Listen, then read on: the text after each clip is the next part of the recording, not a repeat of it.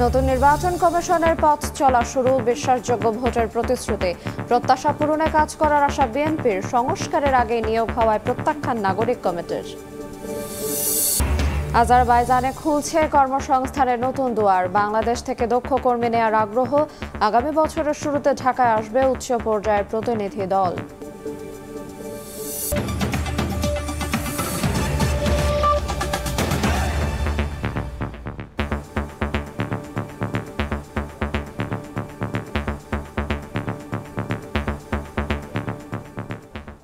দেখছিলেন শিরোনাম, প্রবাসের সময়ের সঙ্গে আছে আইরিন আয়াত। যাত্রা শুরু হলো নাসির উদ্দিন কমিশনের। শপথ নিয়েই দায়িত্বে যোগ দিলেন নতুন সিইসি সহ 5 নির্বাচন কমিশনার। সংবাদ সম্মেলনে প্রধান নির্বাচন কমিশনার বলেন, জাতির প্রত্যাশা পূরণে চ্যালেঞ্জ মোকাবেলার সাহস ও অভিজ্ঞতা নিয়েই কাজ করবে নতুন কমিশন। একই সঙ্গে সুষ্ঠু নির্বাচন আয়োজনের প্রতিশ্রুতি দিয়ে চাইলেন রাজনৈতিক দলগুলোর সহযোগিতা। এর আগে সুপ্রিম কোর্টের জাজেস লাউঞ্জে নবনিযুক্ত নির্বাচন কমিশনারদের শপথ পড়ান প্রধান বিচারপতি। শপথ নিয়েই নির্বাচন ভবনে নতুন সিইসি এএম নাসির উদ্দিন সহ 5 কমিশনার। এ সময় তাদের ফুল দিয়ে শুভেচ্ছা জানান নির্বাচন কমিশনের কর্মকর্তারা।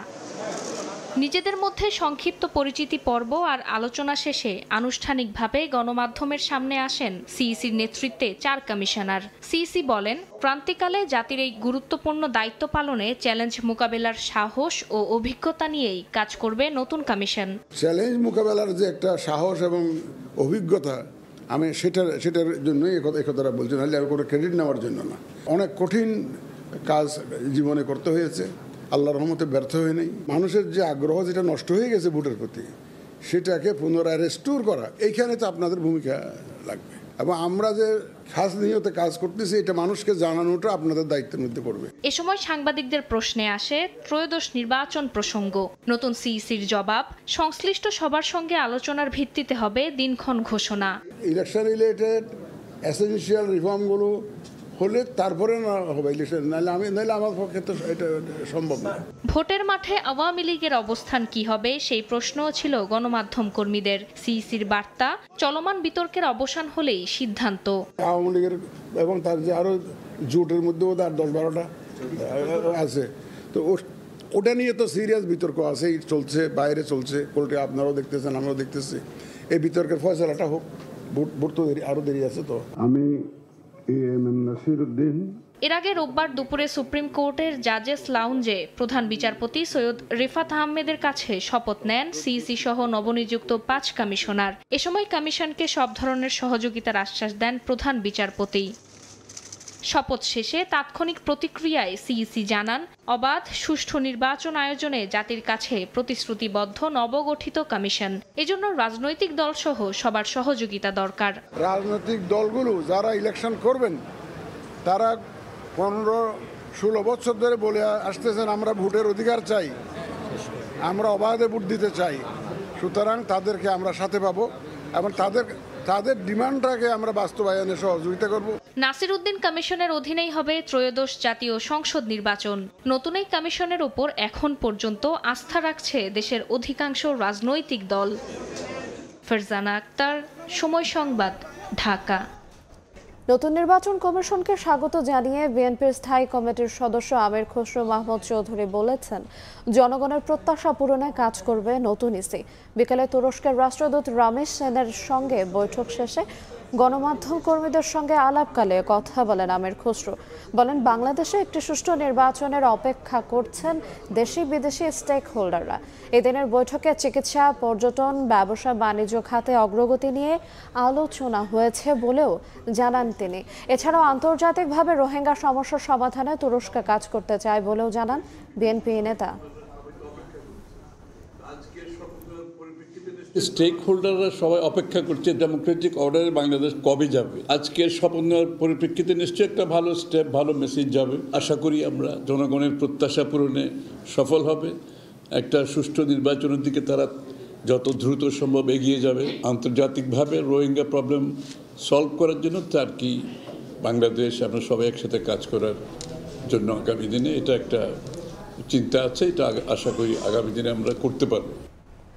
সংস্কার কমিশনের প্রস্তাবের আগেই আওয়ামী লীগের আইনে ইসি গঠন করে ছাত্র জনতার অভ্যুত্থানকে কলঙ্কিত করেছে অন্তর্বর্তী সরকার, এমন অভিযোগ তুলে নতুন কমিশন প্রত্যাখ্যান করেছে জাতীয় নাগরিক committee.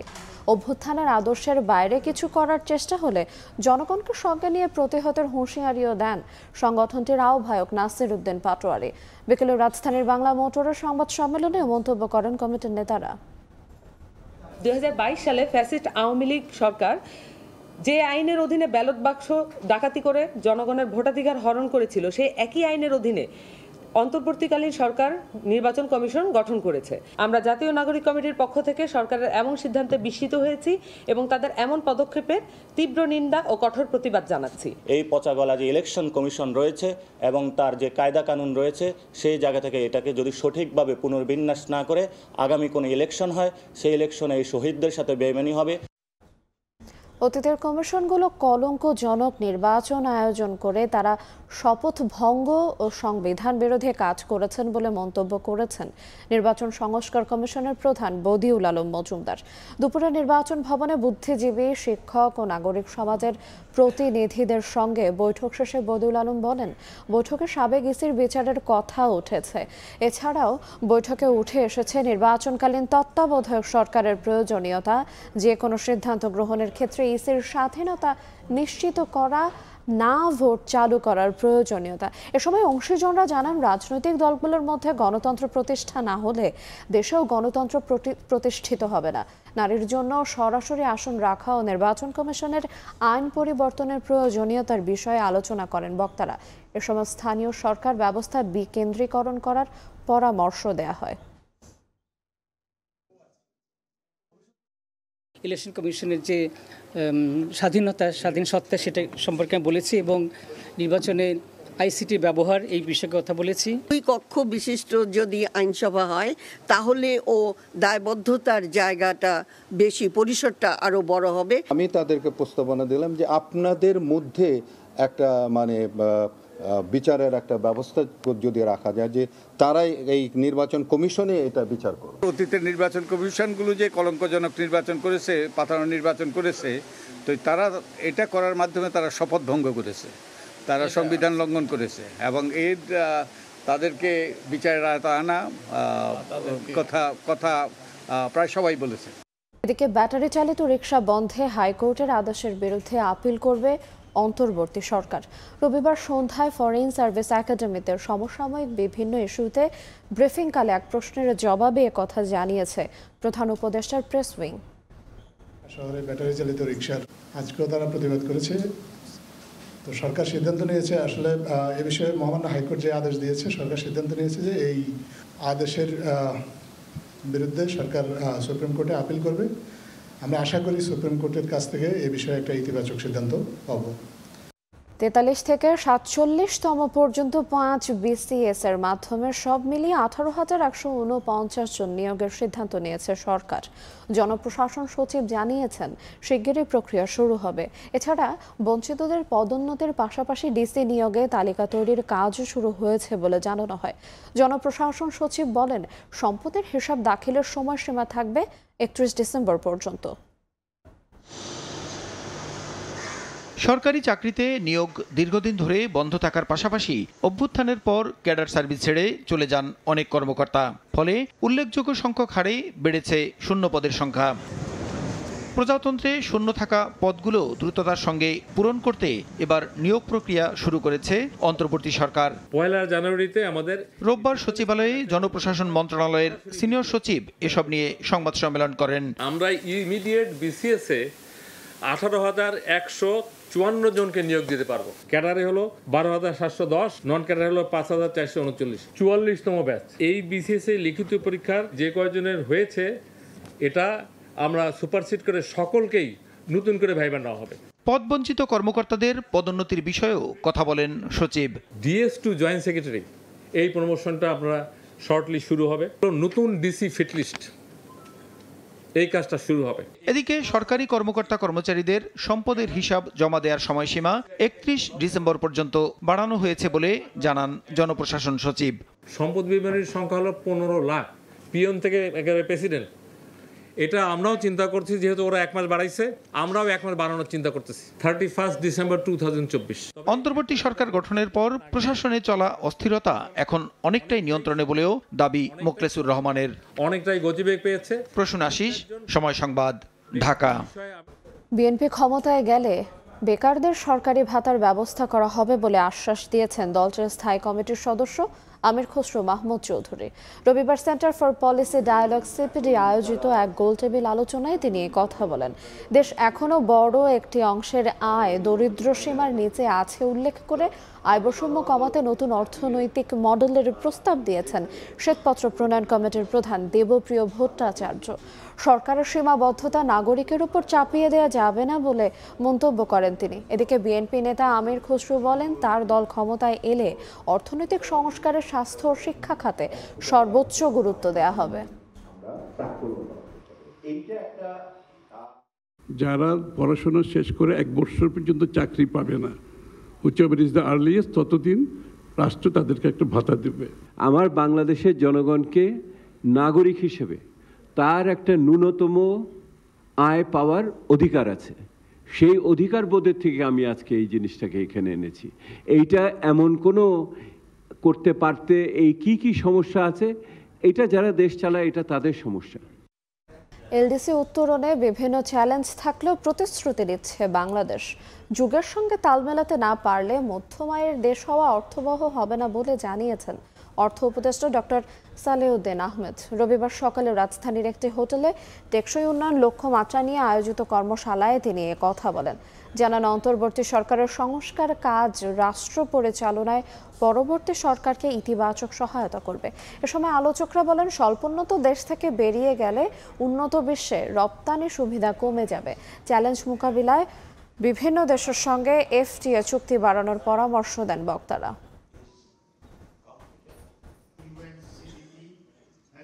Whatever reforms, whatever we are doing right now, these will leave some footprint for the future government also. That is very important. We will not possibly do the long-term reforms because that is for the elected government. There are of course challenges to go move into this LDC. We might lose the GSP type or concessional export. আজারবাইজানে খুলছে কর্মসংস্থানের নতুন দুয়ার। বাংলাদেশ থেকে দক্ষ কর্মী নেওয়ার আগ্রহ জানিয়েছে দেশটি।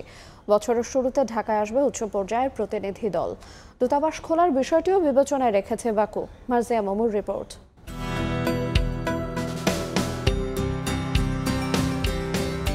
ককেশাস অঞ্চলের বৃহত্তম দেশ আজারবাইজান। খনিজ জ্বালানি সমৃদ্ধ ধনী এই দেশে প্রবাসী বাংলাদেশির সংখ্যা বর্তমানে 1000। সাশ্রয়ী ব্যয়ে উচ্চশিক্ষার জন্য দেশটির রাজধানী বাকুর বিশ্ববিদ্যালয়গুলোতে পদচারণা বাড়ছে বাংলাদেশি শিক্ষার্থীদের। চিপ প্রাইসে ভালো পড়াশোনা করা যায়, এখানের ডিগ্রিটা পুরো ইউরোপে অ্যাকসেপ্টেবল। জ্বালানি বাণিজ্যের পাশাপাশি আজারবাইজানের উল্লেখযোগ্য খাত জাহাজ নির্মাণ শিল্প, যেখানে দক্ষতা দেখিয়ে চলেছেন প্রায় 500 বাংলাদেশি কর্মী। 14 নভেম্বর প্রধান উপদেষ্টা ডক্টর মোহাম্মদ ইউনুস এবং দেশটির প্রেসিডেন্ট ইলহাম আলিয়েভের বৈঠকের পর নতুন সম্ভাবনা উকি দিচ্ছে বাংলাদেশি কর্মসংস্থানের ইস্যুতে।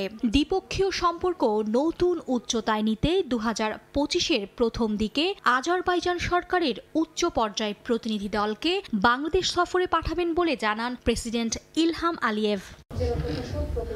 সেখানকার প্রবাসী বাংলাদেশিদের প্রত্যাশা, আজারবাইজানে বাংলাদেশ হাইকমিশন প্রতিষ্ঠা করা গেলে আরও উপকৃত হবেন তারা।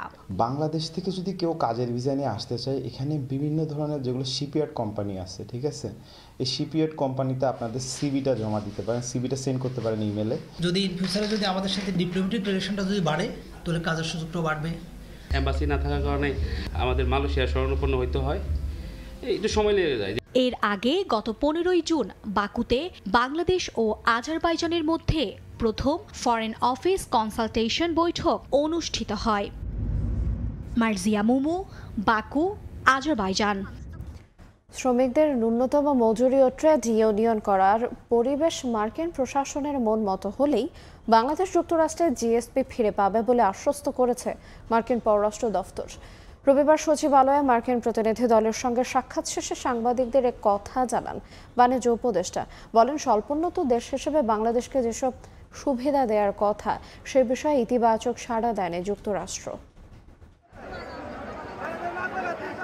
মাসের পর মাস ধরে রপ্তানিমুখী তৈরি পোশাক শিল্পে চলা শ্রম অসন্তোষ যখন কোনোভাবেই নিয়ন্ত্রণে আনা যাচ্ছে না, ঠিক এমন সময়ে রোববার সকালে সচিবালয়ে বাণিজ্য উপদেষ্টার সঙ্গে দেখা করতে আসেন মার্কিন পররাষ্ট্র দফতরের প্রতিনিধি দল। কত দ্রুত আমরা 11 দফা বাস্তবায়ন করতে পারি। সাক্ষাৎ শেষে বাণিজ্য উপদেষ্টা সাংবাদিকদের জানান, মার্কিন বাজারে জিএসপি সুবিধা ফিরে পেতে বাংলাদেশে শ্রমবান্ধব কর্মপরিবেশ নিশ্চিতে 11টি কর্মপরিকল্পনার প্রস্তাব দিয়েছে যুক্তরাষ্ট্র। জোর দিয়েছে শ্রমিকদের ট্রেড ইউনিয়ন করার পূর্ণ স্বাধীনতা দেওয়ার পাশাপাশি কর্মীদের হয়রানি না করা ও ন্যূনতম মজুরি নিশ্চিত করার ওপর। জিএসপি পেতে গেলে আমাদের লেবার রাইটের যে এলিমেন্টগুলো আছে সেগুলোকে কমপ্লাই করার দরকার আছে এবং আমরা এগুলো কমপ্লায়েন্সের পরে অবশ্যই আমরা জিএসপি পাবো বলে আশা রাখি। তবে স্বল্পোন্নত দেশ হিসেবে বিশ্বের শীর্ষ অর্থনীতির দেশটির সঙ্গে দ্বিপাক্ষিক বাণিজ্যে যেসব সুবিধা পাওয়ার কথা বাংলাদেশের, তা দেওয়ার ব্যাপারে কোনো ইতিবাচক সাড়া মেলেনি বলে জানান বাণিজ্য সচিব। কিভাবে duty free, quota free access যেটা আমরা ইউরোপিয়ান ইউনিয়নে পাচ্ছি, অন্যান্য জাপানে পাচ্ছি, অন্যান্য জায়গায় পাচ্ছি, সেটা আমরা আমেরিকাতেও চাই, কিন্তু তারা ওই লাইনে কথা বলেনি। বৈঠকে সাম্প্রতিক সময়ে পোশাক খাতের শ্রমিক অসন্তোষ নিয়ে কোনো আলোচনা হয়নি বলে জানায় বাণিজ্য মন্ত্রণালয়। শুভ খান, সময় সংবাদ, ঢাকা। ভালো কোম্পানিকে পুঁজি বাজারে আনতে বিশেষ কর ছাড় চায় বিএসইসি। এ বিষয়ে এনবিআরকে চিঠি দিয়েছে সংস্থাটি, যা বাস্তবায়ন হলে যুগান্তকারী প্রভাব পড়বে বলে মনে করেন আইসিবি চেয়ারম্যান। তবে এতে বাজারে বৈষম্য বাড়ার পাশাপাশি রাজস্ব কমবে বলে মনে করেন শ্বেতপত্র প্রণয়ন কমিটিতে থাকা অর্থনীতিবিদ। মহির মারুফের রিপোর্ট। নতুন কমিশন দায়িত্ব নেয়ার 3 মাস পেরিয়ে গেলেও স্থিতিশীলতা ফেরেনি শেয়ার বাজারে। একদিকে দুর্বল কোম্পানির শেয়ারের চাপ, অন্যদিকে বহুজাতিক কোম্পানির তালিকাভুক্তিতে অনীহা। সব মিলিয়ে ভালো মানের আইপিও পেতে মরিয়া বিএসসিসি এবার বিশেষ সুবিধা চেয়ে অনুরোধ জানিয়েছে এনবিআর এর কাছে। সম্প্রতি এনবিআরকে পাঠানো এক চিঠিতে 30% শেয়ার পুঁজিবাজারে অফলোড করবে বা ছাড়বে এমন কোম্পানিগুলোকে 5 বছরের জন্য শতভাগ কর মওকুফের অনুরোধ করেছে বিএসইসি। এছাড়া 10 এবং 20% শেয়ার ছাড়ের ক্ষেত্রেও কর কমানোর আবেদন করেছে নিয়ন্ত্রক সংস্থাটি। যেসব কোম্পানি আইপিওর মাধ্যমে 30% শেয়ার পোস্ট আইপিও পেডাপের অফলোড করবে বা অফার সাইজ হবে, তো সে ধরনের কোম্পানিকে 5 বছরের কর অবকাশ সুবিধার জন্য আমরা অনুরোধ করেছি এবং পাশাপাশি যারা 20% অফলোড করবে তাদের জন্য ট্যাক্স রেট 12.5%-এর আমরা প্রস্তাবনা করেছি, আর যারা 10% করবে তাদের জন্য 15%। বাজারে তারল্য প্রবাহ বাড়ানো এবং বহুজাতিক কোম্পানিকে আকৃষ্ট করতে বিএসইসির এই উদ্যোগকে যুগান্তকারী সিদ্ধান্ত বলছেন আইসিবির চেয়ারম্যান। 30% যদি কোনো মাল্টিন্যাশনাল কোম্পানি অফলোড করে এখানে জনগণ উপকৃত হবে এবং 5 বছর পরে আরও বেশি ট্যাক্স পাবে, কারণ ওই কোম্পানিগুলো তো তোমার ট্রান্সপারেন্ট হবে, অ্যাকাউন্টেবল হবে, তারা ডিসক্লোজার করতে বাধ্য হবে তাদের আয় ব্যয় ইত্যাদি। তাহলে it is good proposal, I would say যুগান্তকারী বলবো। তবে শ্বেতপত্র প্রণয়ন কমিটিতে থাকা এ অর্থনীতিবিদ সতর্ক করে দিয়ে বলেছেন, এমন কর ছাড়ের ক্ষেত্রে তৈরি হতে পারে বৈষম্য, কমতে পারে রাজস্ব। পুরানো যারা নাকি সেখানে অফলোড করেছেন তারা 27% তারা দিতে থাকবেন, আর নতুন যারা আসবেন তাদেরকে 5 বছরের জন্য একটা বড় সময়ের জন্য কিছুই দিতে হবে না। এটা একটা বৈসাদৃশ্য সৃষ্টি করবে। এনবিআর এর তো একটা চ্যালেঞ্জ আছে যে সে যদি টাকা না পায় তাহলে আমাদের দেশের উন্নয়নমূলক কাজ বলি, শিক্ষা, স্বাস্থ্য, সামাজিক সুরক্ষা, এইসব কাজের জন্য টাকা সে কোথা থেকে পাবে? বহুজাতিক কোম্পানিকে তালিকাভুক্ত না করলে চাঙ্গা হচ্ছে না পুঁজিবাজার, আবার বিশেষ সুবিধা না দিলে আগ্রহ দেখাচ্ছে না এসব প্রতিষ্ঠান। এমন পরিস্থিতিতে বাজার বিশ্লেষকরা বলছেন, সব মিলিয়ে শাখের করাতের মুখোমুখি নিয়ন্ত্রক সংস্থা। মহির মারুফ, সময় সংবাদ, ঢাকা। ঢাকা থেকে পদ্মা সেতু হয়ে নতুন পথে নড়াইল যশোর দিয়ে পরীক্ষামূলকভাবে প্রথম ট্রেন ছুটল খুলনায়।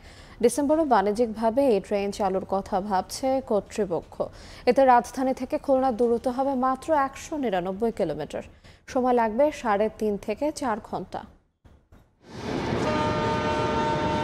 এবার পদ্মা সেতু হয়ে প্রথমবারের মতো নতুন পথে ট্রেন ছুটল খুলনায়। আগে যেখানে দক্ষিণের এই জনপদে যেতে ঘুরতে হতো 418 কিলোমিটার, সেখানে এখন পাড়ি দিতে হবে মাত্র 199 কিলোমিটার।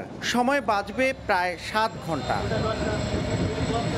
ডিসেম্বরে বাণিজ্যিকভাবে ট্রেন চালু করতে চূড়ান্ত এই ট্রায়াল। এতে দক্ষিণাঞ্চলে শুধু যাতায়াতই সহজ হবে না, গতি ফিরবে অর্থনীতিতেও।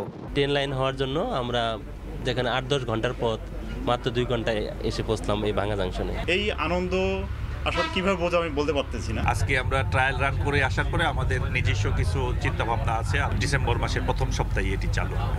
সংশ্লিষ্টরা জানান, নেপাল ও ভুটানের সাথে রেল সংযোগ রেখে পায়রা সমুদ্র এবং মোংলা বন্দরকে এই রেলপথে যুক্ত করা গেলে খুলবে সম্ভাবনার নতুন দুয়ার। প্রকল্প পরিচালক জানান, কাজের মোট অগ্রগতি 98.5%। আমাদের এই 6 বছরের যে আমাদের কর্মকাণ্ডের আজকে চূড়ান্ত রূপ নিতে যাচ্ছে। দিনাজপুর আইসিটি এবং নিমতলা একটা আইসিটি, এই দুটো পরিকল্পনা আছে যাতে মালামাল পরিবহন হলেও সেটি চট্টগ্রাম পর্যন্ত নিয়ে যাওয়া যায়। 39,246 কোটি 80 লাখ টাকার এই প্রকল্পের প্রায় 221 কোটি টাকা সাশ্রয়ের আশা করছেন সংশ্লিষ্টরা। পদ্মা সেতুর রেল সংযোগ প্রকল্পের 82 কিলোমিটার দীর্ঘ ঢাকা ভাঙা অংশ গেল বছরের 10 অক্টোবর উদ্বোধন হয়েছে। আর ঢাকা থেকে খুলনা পর্যন্ত এই পরীক্ষামূলক ট্রেন পৌঁছে যাওয়ায় বাকি 84 কিলোমিটার পথ পুরোপুরি প্রস্তুত। এখন খুলনা থেকে নাসির উদ্দিন উজ্জ্বল, সময় সংবাদ। ইতালির প্রবাসী দেশের বিভিন্ন অঞ্চলের মানুষের মাঝে বাংলাদেশকে পরিচিত করতে অনুষ্ঠিত হয়েছে ব্যতিক্রমী সেমিনার। এতে অংশ নিয়ে বাংলাদেশের সংস্কৃতি, পারিবারিক ঐতিহ্য ও শিক্ষার সম্পর্কে জানতে পারেন তারা। এর মধ্য দিয়ে অন্যান্য দেশের মানুষের সঙ্গে সুসম্পর্ক গড়ে উঠবে বলে প্রত্যাশা করছেন আয়োজকরা। ইতালির প্রতিনিধি মাকসুদ রহমানের তথ্যচিত্র রিপোর্ট। অংশ নেন ইতালি, পাকিস্তান, মরিশাস, আফ্রিকা ও দক্ষিণ আমেরিকার নাগরিকরা।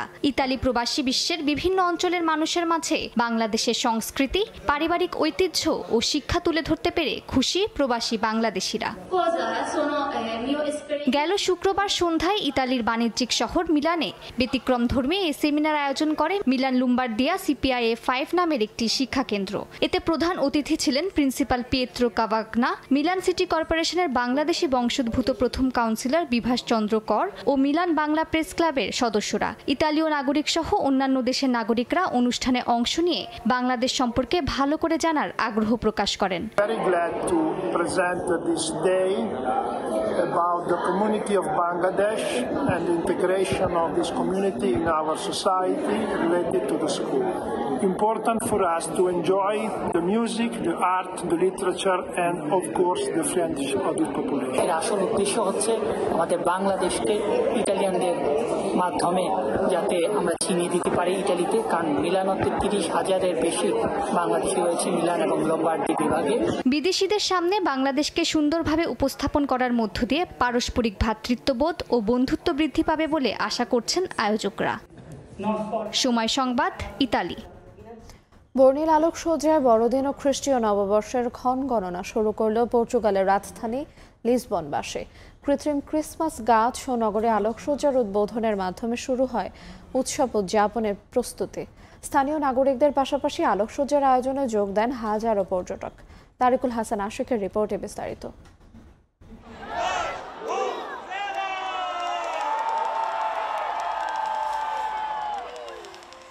বড়দিন ও খ্রিস্টীয় নববর্ষকে সামনে রেখে পর্তুগিজদের ঐতিহ্যবাহী আয়োজন আলোক উৎসব এরই ধারাবাহিকতায় শনিবার সন্ধ্যায় রাজধানী লিসবনের ঐতিহাসিক প্রাসা কমার্সিওতে দৃষ্টিনন্দন কৃত্রিম ক্রিসমাস গাছে আলোকসজ্জার মাধ্যমে শুরু হয় উৎসবের ক্ষণগণনা। চোখ ধাঁধানো রোশনায়ে কিছুক্ষণের জন্য ভিন্ন এক জগতে ঢুকে পড়েন হাজারো মানুষ।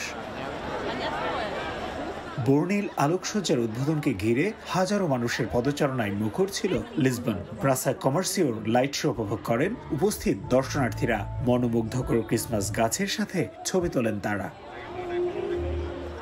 একই সময়ে লিসবনের প্রায় সব গুরুত্বপূর্ণ সড়ক ও দর্শনীয় স্থানগুলোতেও শুরু হয় আলোকসজ্জা। ছুটির দিনে নগরের ভিন্ন ভিন্ন আলোকসজ্জা নজর কাড়ছে দর্শনার্থীদের। প্রতি বছরই আয়োজনে ভিন্নতা আনে নগর কর্তৃপক্ষ।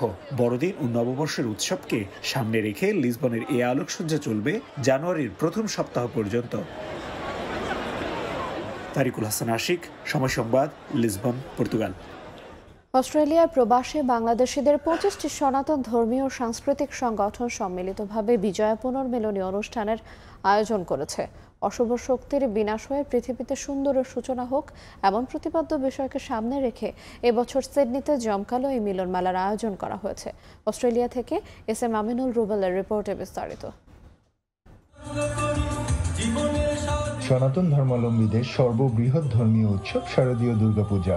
অস্ট্রেলিয়ায় বেশ কয়েক বছর যাবৎ দুর্গাপূজা শেষে শুভেচ্ছা ও সৌহার্দ্য বিনিময়ের লক্ষ্যে বিজয়া পুনর্মিলনী আয়োজিত হয়ে আসছে। অস্ট্রেলিয়ার 25টি সংগঠন বিজয়া সম্মিলন নামে এই অনুষ্ঠান করে আসছে। এবছর আয়োজনে আসর বসেছিল সিডনির শহরতলি কেমসির ওরিয়ন ফাংশন সেন্টারে। অনুষ্ঠানটি আয়োজিত হয় Australian federation for ethnic and religious minority in Bangladesh এর উদ্যোগে, যা এই 25টি সংগঠনকে প্রতিনিধিত্ব করে। দেবী দুর্গার উপাসনার মূল আহ্বানকে পুনরুচ্চারিত করে এই বিজয়া সম্মেলনের প্রতিপাদ্য বিষয় ছিল অশুভের বিনাশ হোক, সূচি হোক বিশ্বলোক। সকল আসরিক, দানবিক, অমানবিক শক্তির বিনাশ ঘটে বিশ্বের শান্তি, মঙ্গল ও শুভ শক্তির প্রতিষ্ঠা হোক, এটাই প্রার্থনা। অনুষ্ঠানে উপস্থিত ছিলেন অস্ট্রেলিয়ার প্রাদেশিক ও ফেডারেল পর্যায়ের কয়েকজন এমপি, মন্ত্রী ও কাউন্সিলর বৃন্দ। সারাদিন ব্যাপী চলে এই আনন্দঘন মহাসম্মেলন। সমগ্র অস্ট্রেলিয়া থেকে প্রায় 18টি সংগঠনের সদস্যরা সপরিবারে অংশগ্রহণ করেন।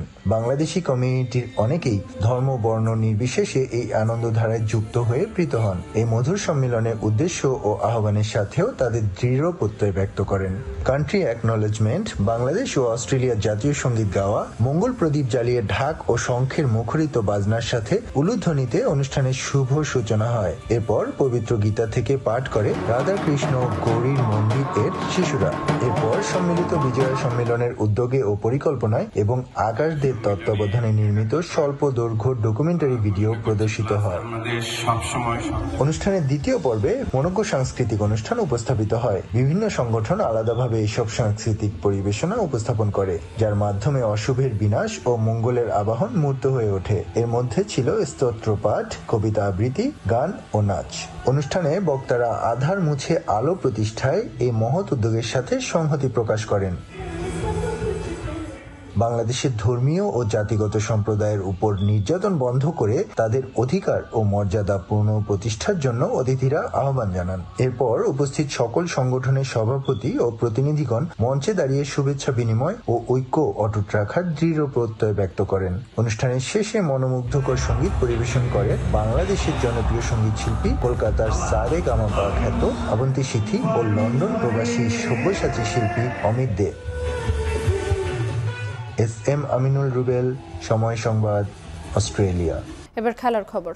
গেলবারের ব্যর্থতা ভুলে আসন্ন বিপিএলে ঢাকাকে নিয়ে বড় স্বপ্ন হেড কোচ খালেদ মাহমুদ সুজনের। প্রাথমিক লক্ষ্য ঠিক করেছেন প্লে অফ।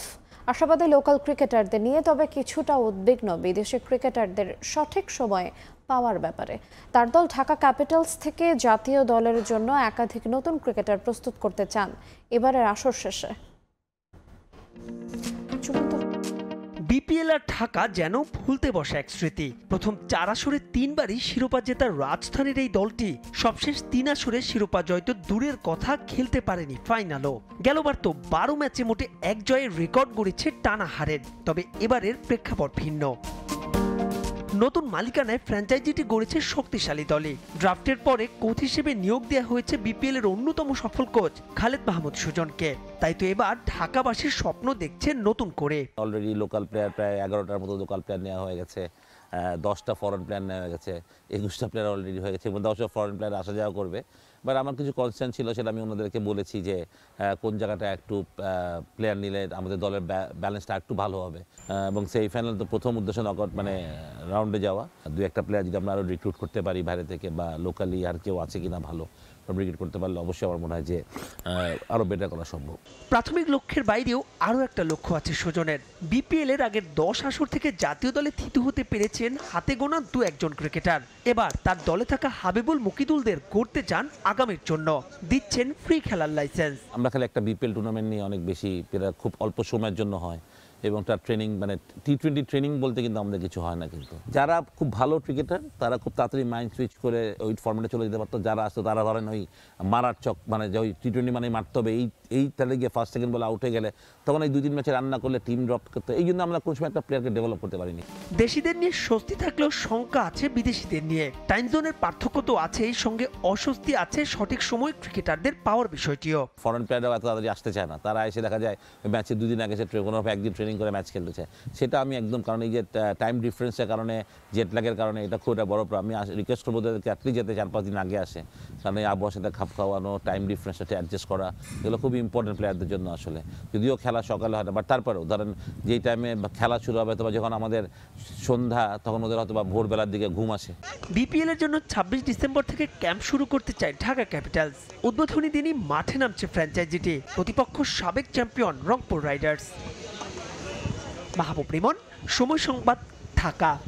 আইপিএল নিলামের খবর। 20 মিনিটও টিকল না শ্রেয়াস আইয়ারের রেকর্ড। ঋষভ পন্তকে দলে ভেড়াতে সব রেকর্ড ভেঙে চুরমার করল লখনৌ সুপার জায়ান্টস। আইপিএলের ইতিহাসে সর্বোচ্চ 27 কোটি রুপি দিয়ে এই উইকেট কিপার ব্যাটসম্যানকে দলে নিয়েছে সুপার জায়ান্টস। এর আগে শ্রেয়াস আইয়ারকে দলে নিতে পাঞ্জাব কিংস খরচ করে 26 কোটি 75 লাখ রুপি। ফ্র্যাঞ্চাইজি ক্রিকেটের ইতিহাসে এর চেয়ে বেশি পারিশ্রমিকের কোনো নজির নেই।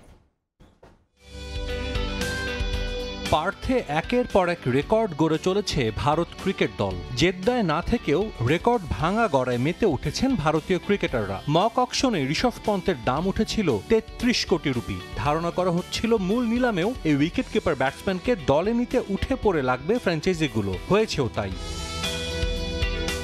জেদ্দার আবাদি আল জোহার এরেনায় নিলামের প্রথম 1 ঘন্টাতেই ছিল সব আকর্ষণ। মাঠের লড়াইয়ে নামার আগেই খেলোয়াড় দলে ভেড়াতে যুদ্ধে অবতীর্ণ হয় সব ফ্র্যাঞ্চাইজি। প্রথম সেটেই নাম ওঠে শ্রেয়াস আইয়ারের। গেলবার কলকাতা নাইট রাইডার্সকে শিরোপা জেতানোর সঙ্গে 14 ম্যাচে 146 স্ট্রাইক রেটে করেছিলেন 351 রান। এই ক্রিকেটারকে দলে নিতে তুমুল লড়াই চলে পাঞ্জাব কিংস ও দিল্লি ক্যাপিটালসের মধ্যে। শেষ পর্যন্ত আইপিএলের আগের সব রেকর্ড চূর্ণ করে 26 কোটি 75 লাখ রুপিতে তাকে দলে নেয় পাঞ্জাব কিংস। তবে সেই রেকর্ড টিকেছে মোটে 20 মিনিট। এরপর হয় কোটি সমর্থকের অপেক্ষার অবসান। মার্কি ক্রিকেটারদের প্রথম সেটের শেষ নাম ছিল ঋষভ পন্তের, যেখানে রয়্যাল চ্যালেঞ্জার্স বেঙ্গালুরুর সঙ্গে লড়াইয়ে অবতীর্ণ হয় লখনৌ সুপার জায়ান্টস। একটা পর্যায়ে আরসিবি বের হয়ে গেলেও লখনৌয়ের সঙ্গে বিডিং ওয়ার চালিয়ে যায় সানরাইজার্স হায়দ্রাবাদ। 20 কোটি 75 লাখ রুপি দাম ওঠে পন্তের। সে সময় দিল্লি ক্যাপিটালসের সামনে সুযোগ আসে রাইট টু ম্যাচ করে এই ক্রিকেটারকে দলে ভেড়ানোর। পন্তের দাম 1 লাফে 27 কোটি রুপিতে তুলে দেয় লখনৌ সুপার জায়ান্টস, যে মূল্যে তাকে নিতে রাজি হয়নি দিল্লি। ফলে রেকর্ড অর্থে মারকুটে এই ব্যাটসম্যানকে দলে নেয় লখনৌ। গেলবার আইপিএল নিলামের সব আলো কেড়ে নিয়েছিলেন 2 অজি মিচেল স্টার্ক ও প্যাট কামিন্স। এবার দিল্লিতে খেলা সাবেক 2 সতীর্থ আইপিএল ইতিহাসের সবচেয়ে দামি খেলোয়াড়ের তকমা নিজেদের করে নিয়েছেন। সাজিদ মুস্তাহিদ, সময় সংবাদ। এ পর্যায়ে শীর্ষ সংবাদগুলো জানিয়ে দেব আরেকবার। নতুন নির্বাচন কমিশনের পথ চলা শুরু, বিশ্বাসযোগ্য ভোটের প্রতিশ্রুতি, প্রত্যাশা পূরণে কাজ করার আশা বিএনপির। সংস্কারের আগে নিয়োগ হওয়ায় প্রত্যাখ্যান নাগরিক কমিটির।